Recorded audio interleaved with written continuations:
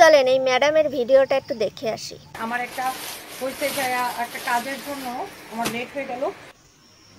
ভিতরে কালো রঙের কি দেখা যাচ্ছে? ফিতা দেখা যাচ্ছে, বাসের জন্য ফিতা দেখা।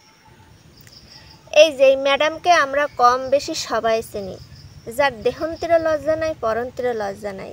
যেমন যখন যে ড্রেস খুশি সেই ড্রেস পরে সে কাপড় বিক্রি করতে আসে, ড্রেস বিক্রি করতে আসে। ড্রেস বিক্রি করতে হবে ঠিক আছে, এটা একটা শালীন ড্রেস পরে কি ড্রেস বিক্রি করা যায় না? একটু ভদ্রভাবে আসে কি শাড়ি বিক্রি করা যায় না? এইখানে মানুষ যে তাকে বাজে কমেন্ট করে, কেন করে? দোষ তো মানুষের হয়, তাই না?